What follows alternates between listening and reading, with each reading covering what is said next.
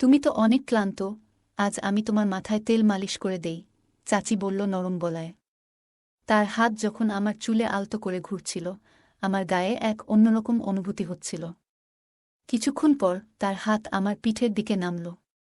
পূজা চাচি সবসময় নিজের কাজে ব্যস্ত থাকত, তাই আমার জন্য এমন কিছু করার সুযোগ খুব একটা পেত না।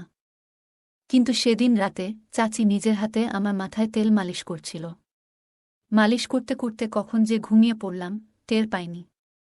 সকালে ঘুম ভেঙে দেখি আমার শার্ট নেই, আর সে আমার পায়ের কাছে শুয়ে ঘুমিয়ে আছে।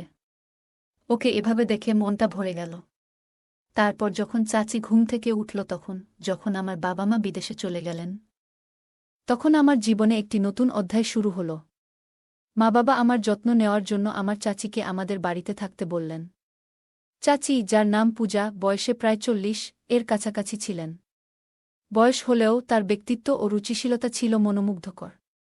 তার চালচলন, হাসি আর কথার ধরন সবকিছুই একেবারে আকর্ষণীয় ছিল। আমি তার দিকে মুগ্ধ হয়ে তাকিয়ে থাকতাম। সত্যি বলতে চাচি ছিলেন সত্যিই আকর্ষণীয়, তার মুখে সবসময় এক ধরনের অদ্ভুত হাসি লেগেই থাকত, আর চাচি যে আমার যত্ন নিতেন তা এক কথায় ছিল ভীষণ আলাদা।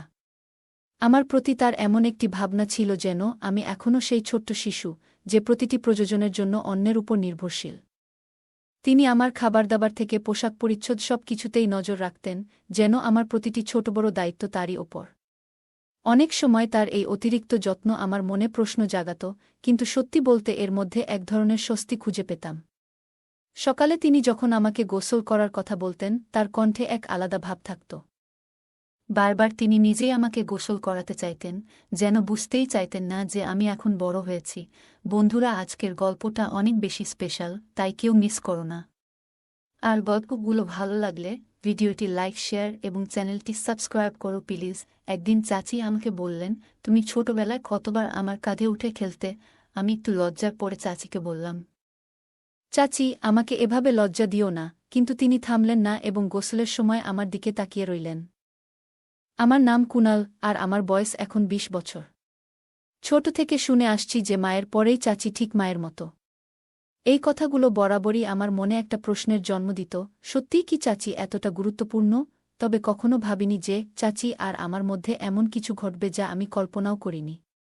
যিনি ছোটবেলায় আমার এত যত্ন নিয়েছেন, তার দৃষ্টিভঙ্গি কখন যে এতটা বদলে যাবে বুঝতেই পারিনি। একবার আমার বাবা মা 2 মাসের জন্য বিদেশে গিয়েছিলেন। মা বাড়ির দেখাশোনার জন্য একজন সহকারী পাঠিয়েছিলেন। পরদিন সকালে যখন ঘুম থেকে উঠলাম, তখন হঠাৎ দরজার ঘণ্টা বাজল। যেহেতু মা বাবা বিদেশে ছিলেন, তাই ভাবলাম হয়তো কেউ এসেছেন। দরজা খুলতেই সামনে দাঁড়িয়েছিলেন এক লম্বা, সুন্দরী এবং আত্মবিশ্বাসী মহিলা। তার চোখে ছিল এক ধরনের ঝলক, আর তার মুখে ছিল মৃদু হাসি। তিনি হাসতে হাসতে বললেন, এই বাড়িতে একজন কাজের মহিলার দরকার ছিল, তাই না? আমি তাকে মনোযোগ দিয়ে দেখলাম এবং বললাম, হ্যাঁ, সম্ভবত আমার মা আপনাকে ডেকেছেন। তারপর তাকে বাড়ির ভেতরে নিয়ে এলাম। যখন তিনি ঘরে ঢুকলেন, আমি তাকে রান্নাঘর দেখালাম। তবে তিনি এমনই অভিজ্ঞ ছিলেন যে রান্নাঘরে কি কোথায় আছে তা সঙ্গে সঙ্গেই বুঝে গেলেন, যেন আগে থেকেই এখানকার সব কিছু তার জানা। আমি ভাবলাম, এটা খুবই ভালো হলো, মা নিশ্চিন্ত থাকতে পারবেন। তখনই মাকে ফোন করে জানালাম যে কাজের মহিলা এসে গেছেন। মা এটা শুনে অনেকটাই নিশ্চিন্ত হলেন। আমিও বুঝলাম এখন আর একা থাকার অনুভূতিটা থাকবে না। সারাদিনের কাজের পর সন্ধ্যায় কাজের মহিলার ছুটি দেওয়ার সময় এলো। হঠাৎ করেই তিনি আমাকে বললেন, কুনাল, সকাল থেকে তোমার সাথে আছি, কিন্তু তুমি এখনও আমাকে চিনতে পারোনি। তার কথা শুনে আমি অবাক হয়ে গেলাম। আমি বললাম, আমি জানি আপনি বাড়ির কাজে সহায়তা করতে এসেছেন। তবে আর কি পরিচয় আছে আপনার? তিনি হাসতে হাসতে বললেন, আমি এ বাড়িতে কাজের মহিলা হিসেবে এসেছি বটে, কিন্তু আগে আমাকে তুমি পূজা চাচি বলে ডাকতে। আমার নাম পূজা। তোমার ছোটবেলা থেকেই আমি তোমার দেখাশোনা করেছি। আমি বিস্মিত হয়ে বললাম, আমার জানা ছিল না যে পূজা চাচি আমার জন্য এসেছেন। মানুষ যখন বড় হয় তখন শৈশবের অনেক কিছু ভুলে যায়। আমারও তাই হয়েছে পূজা চাচি এই কথা বলতেই। তিনি আমার হাত নিজের হাতে নিলেন, আর তার স্পর্শে মায়ের মতোই এক ধরনের স্নেহ অনুভব করলাম। আমার মনে অদ্ভুত এক আনন্দের ঢেউ বয়ে গেল। আমি তাকে বললাম, এত বছর পর আপনাকে দেখে সত্যিই আমি খুব খুশি হয়েছি। সন্ধ্যা প্রায় 6টা বাজে, তাই তাকে বললাম, আজকের কাজ শেষ, এখন আপনি বিশ্রাম নিতে পারেন। কাল সময়মতো চলে আসবেন। তখন তিনি বললেন, কুনাল, আমার নিজের থাকার জন্য কোনো বাড়ি নেই। তুমি যদি আমার বেতনের কিছুটা কমাও তাও সমস্যা নেই, তবে যদি তোমাদের বাড়িতে একটি ঘরে থাকতে পারি তাহলেও ভালো হয়। আমি সঙ্গে সঙ্গে মাকে ফোন করে সব জানালাম। মা বললেন, আমাদের বাড়িতে তো একটি ঘর খালি আছে, ওটা তাকে দিয়ে দাও। ও থাকলে তোমার কোনো প্রয়োজন মুহূর্তেই পূরণ করবে, তোমার ছোটখাটো কাজে সাহায্য করবে। মায়ের কথা শুনে আমি তাকে সেই ঘরটি থাকার জন্য দিলাম। তিনি সাথে কোনো পোশাক আনেননি, তাই মায়ের কিছু পুরনো শাড়ি তাকে দিলাম এবং মায়ের ঘরেই পোশাক পাল্টানোর কথা বললাম। আমি বাইরে চলে এলাম। প্রায় 10 মিনিট পরে আমি মায়ের ঘরে গেলাম, কারণ আমার ফোনের চার্জার দরকার ছিল। তবে ভুলেই গিয়েছিলাম যে চাচি তখন ঘরেই ছিলেন। আমি দেখলাম চাচি পোশাক পরিবর্তন করছেন। লজ্জায় তাড়াতাড়ি চোখ বন্ধ করে ফেললাম, কিন্তু চাচি যেন এতে কোনো সংকোচ অনুভব করলেন না। বরং বললেন, কুনাল, এসো এখানে বসো, আর বলো তো, তোমার মায়ের এই শাড়ি আমার উপর কেমন লাগছে। তার পোশাক পরিবর্তনের মধ্যেও তিনি আমাকে সামনে বসতে ডাকছিলেন, কিন্তু আমার মনে হলো এটা ঠিক নয়। চাচি দেখতে অত্যন্ত সুন্দর ছিলেন, বয়স প্রায় 40 হলেও তার শরীর ও চেহারা বয়সের চেয়ে অনেক কম মনে হতো।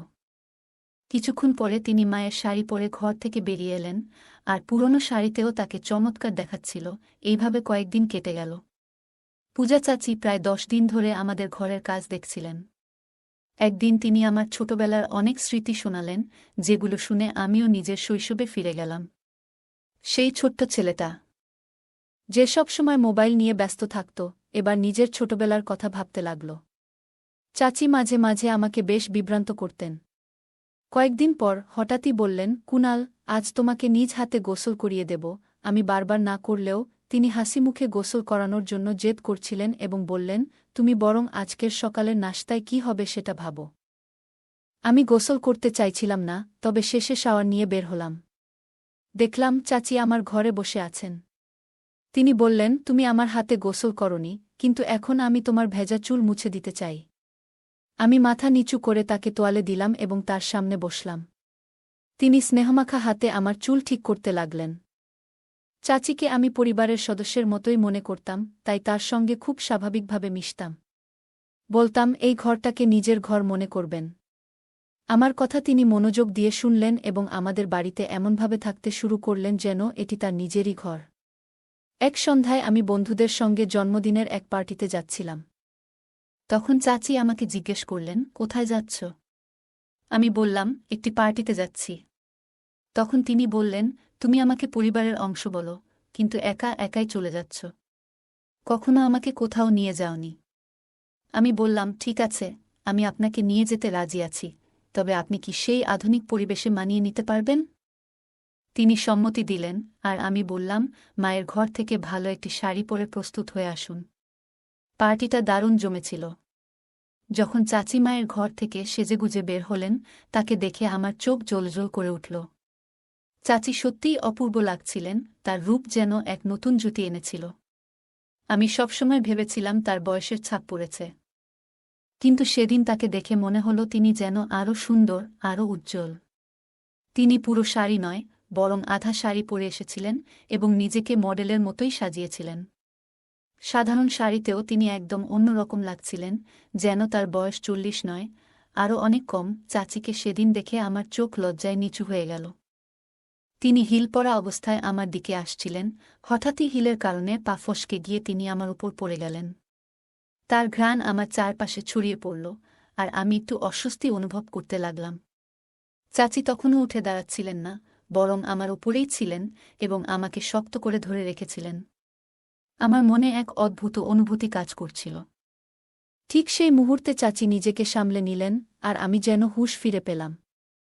আমি নিজেকে একটু সরিয়ে নিলাম এবং তাকে বললাম, আপনি এমনভাবে সাজগোজ করেছেন যে মডেলের মতোই লাগছে, কিন্তু হিল পরার দরকার নেই, নয়তো প্রতিটি ধাপেই আপনাকে সামলাতে হবে।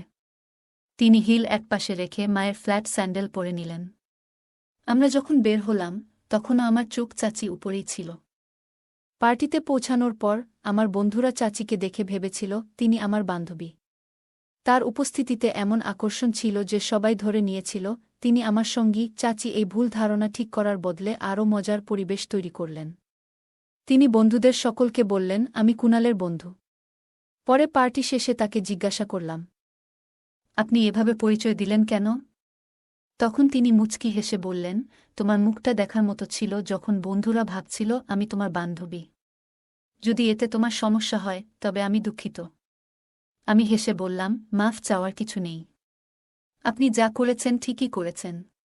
তখন তিনি বললেন, তোমাকে ছোটবেলা থেকে চিনি। যখন তুমি মাত্র 2 বছর বয়সী ছিলে, তোমার স্বভাবও খুব ভালো জানি।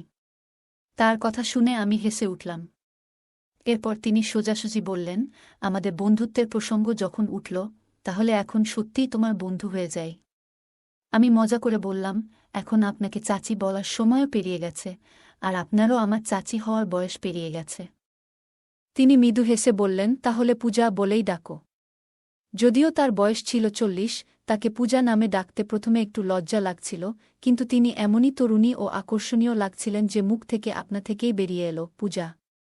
শব্দটি শেষ হওয়ার পর সে যেন নতুন নববধূর মতো লজ্জায় মুখ লুকিয়ে ফেলল। এরপর আমরা কথা বলতে বলতে বাড়ি পৌঁছালাম এবং দুজনেই ক্লান্ত ছিলাম বলে যার যার ঘরে চলে গেলাম। পরের দিন সকালে কলেজে যাওয়ার জন্য কোনো শার্টটি পরব ঠিক করতে পারছিলাম না। ঠিক তখনই মাকে ফোন করে জানতে চাইলাম কোনো শার্টটি পরা উচিত। ঠিক তখনই পূজা ঘরে ঢুকল। সে আমাকে ফোন রাখতে বলল এবং বলল, তোমার পূজা যখন বাড়িতেই আছে তখন মাকে ফোন করে জ্বালানোর কি দরকার? তুমি কি পরবে আর কি পরবে না, এখন থেকে সেই দায়িত্ব আমার। আমার পছন্দ এতটাও খারাপ নয়। তারপর পূজা নিজের পছন্দের একটি শার্ট বের করে আমাকে দিল। শার্টটি পরে আমি কলেজের উদ্দেশ্যে বেরিয়ে পড়লাম। সেই রাতে পূজা আমার ঘরে এলো এবং বলল, তুমি অনেক ক্লান্ত হয়ে পড়েছ, তাই আজ আমি তোমার মাথায় তেলের মালিশ করে দেই। তার হাত যখন আমার চুলে ঘুরতে লাগল, আমার গায়ে কাঁটা দিয়ে উঠল। তারপর আস্তে আস্তে তার হাত আমার পিঠে চলে গেল। মা এত ব্যস্ত থাকতেন যে এইভাবে সময় নিয়ে কখনো তেল মালিশ করে দেওয়া তার পক্ষে সম্ভব ছিল না। ঠিক মনে পড়ে না মা কবে শেষবার আমার মাথায় তেল মেখে দিয়েছিলেন। পূজা তার কাজে এতটাই ব্যস্ত থাকতেন যে কখনো নিজে থেকে সময় নিয়ে আমার জন্য কিছু করার সুযোগ পেতেন না। কিন্তু সেদিন রাতে পূজা তার নিজের হাতে আমার মাথায় তেলের মালিশ করছিল। মালিশ করার সময় কখন যে গভীর ঘুমে তলিয়ে গিয়েছিলাম বুঝতেই পারিনি। পরের দিন সকালে ঘুম থেকে উঠে দেখি পূজা আমার পায়ের কাছে শুয়ে আছে। তাকে জাগিয়ে হেসে বললাম, তুমি আমার পায়ের কাছে কি করছ? পূজা চাচি মুচকি হেসে বলল, গত রাতে তোমাকে মালিশ করতে করতে আমারও ঘুম চলে এসেছিল। সকালে পূজা হঠাৎ এক প্রশ্ন করল, যা আমাকে ভেবে দেখতে বাধ্য করল। সে বলল, গত রাতে যখন তোমার কাঁধে হাত রেখেছিলাম, তুমি এত তাড়াতাড়ি ঘুমিয়ে পড়লে। তোমার মা কি কখনো তোমার মাথায় মালিশ করতেন না? বা সময় পেতেন না? আমি সরাসরি কিছু বলিনি, কারণ জানতাম মা তার কাজ নিয়ে সবসময় ব্যস্ত থাকেন। তাই পরিবর্তে বললাম, না না, আমার মা সবসময় আমার যত্ন নেন, এমন কিছু নয়। পূজা হেসে মাথা নাড়ল এবং বাইরে চলে গেল। এরপর আমরা দুজন একসঙ্গে নাস্তার টেবিলে বসলাম। এমন সময় কলিং বেল বাজল এবং দেখি মা বাবা দুজনেই বাড়ি ফিরে এসেছেন। তাদের দেখে আমি খুব খুশি হলাম। বাড়িতে ঢুকতেই দেখলাম বাবার দৃষ্টি পূজা চাচির উপর আটকে আছে, যেন এক নতুন আলো তাকে দেখছেন। পূজা সেদিন এত সুন্দর লাগছিলেন যে বাবার দৃষ্টি তার উপর থেকে সরছেই না। বাবাকে একটু অন্যদিকে মনোযোগ দিতে আমি তার কাছে গিয়ে তাকে আলিঙ্গন করলাম। মা পূজাকে ভালোভাবেই চিনতেন, তাই মা পূজাকে আলিঙ্গন করলেন। সেদিন রাতে খাওয়ার সময় দেখলাম বাবা আবারও পূজার দিকে অন্যরকমভাবে তাকিয়ে আছেন। কেন তিনি তাকে এত মনোযোগ দিয়ে দেখছেন সেটা বুঝতে পারছিলাম না, কিন্তু এইভাবে তাকানোতে আমার একটু অস্বস্তি হচ্ছিল। রাতের খাবার শেষে বাবা তার ঘরে চলে গেলেন, আর পূজা তখন রান্নাঘর পরিষ্কার করেছিলেন। কাজ শেষ করে তিনিও তার ঘরে চলে গেলেন। কিছুক্ষণ পর আমি তার ঘরে গেলাম, কারণ সেদিন আমাদের মধ্যে কিছু কথা হয়নি। আমাকে হঠাৎ ঘরে দেখে পূজা একটু অবাক হয়ে গেলেন। আমি হাসতে হাসতে বললাম, এত অবাক হওয়ার কি আছে? আমি তো তোমার কুণাল। পূজা মুচকি হেসে বললেন, তুমি এত চুপিসারে এলে যে একটু ঘাবড়ে গিয়েছিলাম। কিছু দরকার ছিল? আমি বললাম, না পূজা, বিশেষ কিছু দরকার ছিল না। সেদিন তেমন কথা বলা হয়নি, তাই ভাবলাম একটু দেখা করে যাই। পূজা হাসতে হাসতে বললেন, ঠিক আছে, যখনই দরকার পড়ে আমাকে ফোন করো, আমি তোমার জন্যই এখানে আছি। তার কথায় আমি হাসলাম এবং তারপর ঘর থেকে বেরিয়ে এলাম। পরদিন সকাল হয়ে গেল। তখনও আজ সকাল 10টা বেজে গেলেও নাস্তা তৈরি ছিল না। সাধারণত পূজা প্রতিদিন সকাল 8টায় আমার জন্য নাস্তা নিয়ে আসে, কিন্তু আজ 9টা পেরিয়েও সে কিছু আনেনি। তখন আমি রান্নাঘরে গেলাম দেখতে কি হচ্ছে। সেখানে গিয়ে দেখলাম পূজা মাথা নিচু করে চুপচাপ দাঁড়িয়ে আছে, গভীর চিন্তায় ডুবে আছে। আমি অবাক হয়ে জিজ্ঞাসা করলাম, কি হয়েছে? পূজা ধীরে ধীরে বলল, তোমার বাবা। আর তখনই বাবা রান্নাঘরে ঢুকে পড়লেন। পূজা তার মুখ আমার দিক থেকে সরিয়ে নিল। গতকাল থেকে বাবা পূজার দিকে অন্যরকমভাবে তাকাচ্ছিলেন, যা আমার নজর এড়ায়নি। পূজা কেবল আমার আত্মীয় নন, তিনি আমার খুব কাছের একজন বন্ধু হয়ে উঠেছেন, এবং আমি তার সাথে এমন কোনো আচরণ সহ্য করতে পারি না। আমার মনে প্রশ্ন জাগছিল, একদিনের মধ্যে এমন কি হয়েছে যে পূজা এতটা অস্বস্তিতে পড়ে গেল। রাতে শুতে গেলাম, কিন্তু মনটা অস্থির ছিল। কিছুক্ষণ পর ভাবলাম, পূজার ঘরে গিয়ে দেখে আসা উচিত। তার ঘরের দরজার কাছে পৌঁছে দেখি বাবা ইতিমধ্যেই সেখানে আছেন এবং পূজার হাতে কিছু টাকা দিচ্ছেন। কেন হঠাৎ এত টাকা দিচ্ছেন সেটা বুঝতে পারলাম না, তবে মনে অস্বস্তি বাড়তে লাগল। সামনের দৃশ্য দেখে আমার মনে প্রশ্ন জাগল। পূজা বাবাকে বলছিল, যতক্ষণ না আমি কুণালের সাথে কথা বলবো আমি এই বাড়ি ছাড়ব না। আমার মনে হতে লাগল, হয়তো সে আমাকে ভালোবেসে ফেলেছে। আর দেরি না করে আমি সরাসরি তার ঘরে ঢুকে পড়লাম। বাবাকে জিজ্ঞাসা করলাম, আপনি এখানে পূজার সাথে কি করছেন? আমার প্রশ্ন শুনে মাও ঘরে এসে ঢুকলেন। আমাকে দেখে মা ও বাবার মুখের ভাব কেমন যেন বদলে গেল। মা বাবা আমাকে বলতে লাগলেন, তুমি নিজের ঘরে ফিরে যাও। আমি প্রতিবাদ করে বললাম, আমি আর শিশু নই। আমি জানতে চাই এখানে আসলে কি ঘটছে এবং আপনি পূজার সাথে কি করেছেন। ঠিক তখনই পূজা আমার কাছে এসে আমাকে জড়িয়ে ধরে কাঁদতে লাগল। সে বলল, কুণাল, এই বাড়িতে তুমিই একমাত্র ব্যক্তি যে আমাকে বোঝে। এখানে আসার পর থেকে তোমাকে অনেক কিছু বলতে চেয়েছি, কিন্তু কিছু কারণে চুপ ছিলাম। পূজার কথায় আমি অবাক হলাম আর তাকে আমার পাশে টেনে নিলাম। মা বাবার সামনে তাকে সান্ত্বনা দিয়ে বললাম, যদি কোনো নিরীহ মানুষের সাথে অন্যায় হয়ে থাকে আমি তা সহ্য করব না। তখন মা পূজাকে বললেন, তুমি চুপ থাকাই ভালো, আর এখান থেকে চলে যাও।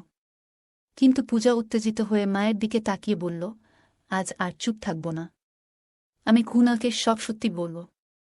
সে আমার দিকে ফিরে বলল, কুণাল, তুমি তোমার এই মা বাবার সন্তান নও। তোমার আসল মা তানিয়া, সে আমার বড় বোন। কয়েক বছর আগে সে এই বাড়িতে কাজ করত এবং দুজন যমজ সন্তানের জন্ম দিয়েছিল। তোমার বাবা তাদের একজনকে তোমার দত্তক হিসেবে নিয়েছিলেন, আর আমি এখন তোমার ভাইয়ের যত্ন করি। তোমাকে ভালোভাবে দেখাশোনা করার জন্য আমি এখানে আছি।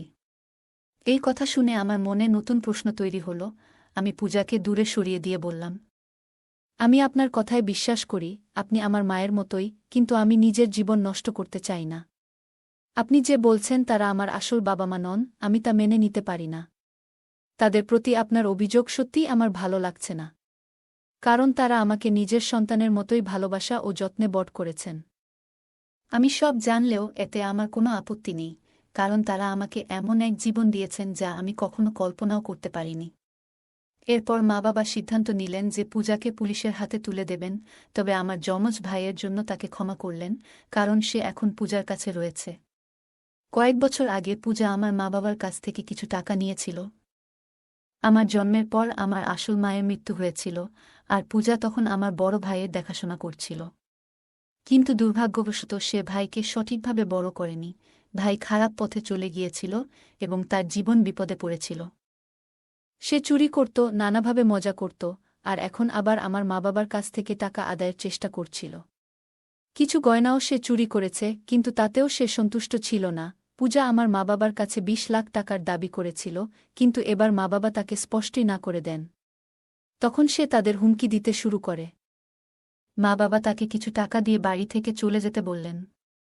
পূজা আমাকে নিজের প্রতি বিশ্বাসী করাতে চেয়েছিল, আমাকে মায়ায় ফাঁসাতে চেয়েছিল।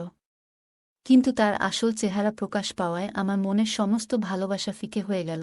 কয়েক বছর আগে আমার মা বাবা আমাকে দত্তক নেয়ার জন্য পূজাকে টাকা দিয়েছিলেন, কিন্তু সেই টাকা পূজা সঠিকভাবে ব্যবহার করতে পারেনি। সে আমার বড় ভাইকেও সঠিকভাবে বড় করতে পারেনি। যদি সময়মতো সে সেই টাকার মূল্য দিত এবং সঠিক যত্ন নিত, তাহলে হয়তো আজ আমার বড় ভাই ভালো পথে থাকত। কিন্তু পূজা না তাকে সঠিক শিক্ষা দিয়েছে, না তাকে সঠিক দিশা দেখিয়েছে।